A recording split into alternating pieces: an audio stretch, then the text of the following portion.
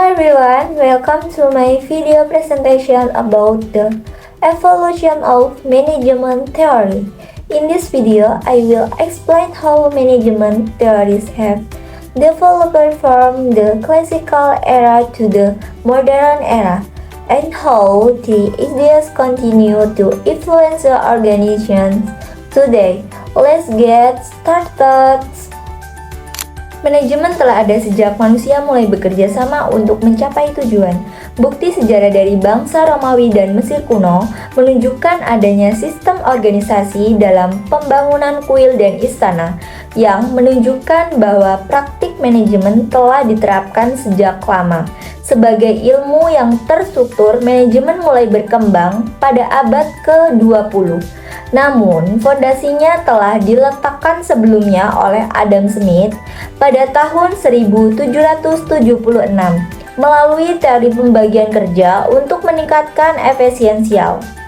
Jadi, selama revolusi industri abad ke-18 muncullah kebutuhan untuk mengurangi biaya produksi dan meningkatkan output dengan menggantikan tenaga kerja manusia dengan mesin dan menciptakan produksi massal. Selanjutnya, pada awal abad ke-19, teori manajemen mulai berkembang melalui para ahli yang mengemukakan tentang teori manajemen.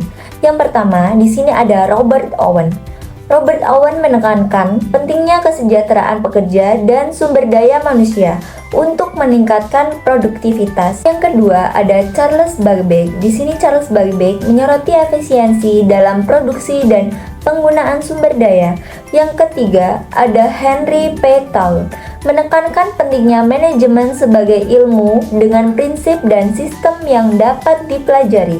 Teori manajemen klasik. Teori manajemen klasik merupakan pendekatan awal yang menekankan efisiensial, produktivitas, dan profitabilitas melalui struktur organisasi yang kaku, hierarkir, yang jelas, spesialisasi tugas, dan motivasi finansial bagi karyawan. Tokoh-tokoh teori manajemen klasik. Yang pertama ada Henry Fayol. Henry Fayol dikenal sebagai bapak manajemen operasional yang berpendapat bahwa dalam perusahaan industri, aktivitas yang dilakukan oleh manajemen dibagi menjadi beberapa kelompok tugas, yaitu tugas teknik, komersial, keuangan, keamanan, akuntansi, dan manajemen. Yang kedua ada Mary Parker Follett, menyebutkan bahwa manajemen klasik adalah mekanisme di mana individu yang beragam dapat menggabungkan bakat mereka dengan mencapai sesuatu yang lebih baik. Yang ketiga ada James D. Money, mengemukakan bahwa dalam kaidah pembentukan organisasi manajemen adalah prinsip koordinasi, prinsip saklar, prinsip fungsional, dan prinsip staff. Nah, di sini ada konsep utama teori klasik. Yang pertama, ada struktur organisasi yang kaku. Yang kedua, ada spesialisasi dan pembagian tenaga kerja. Yang ketiga, ada motivasi keuangan.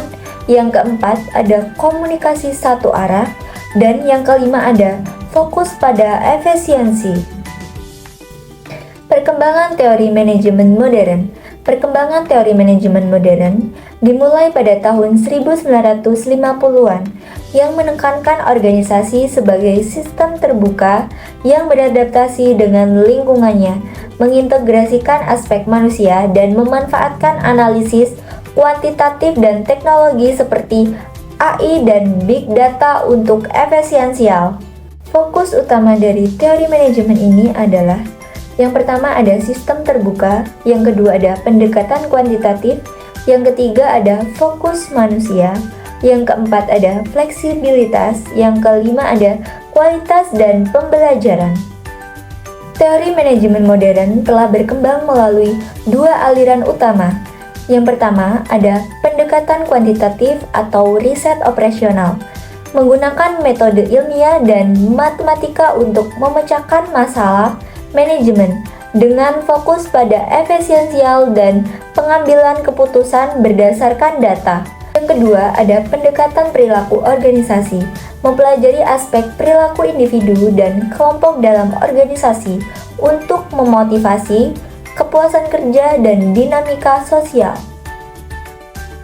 That's all for my presentation about the evolution of management theory. We can see that management continues to grow and adapt to change in technology, people, and the environment. Thank you for watching and see you in the next video.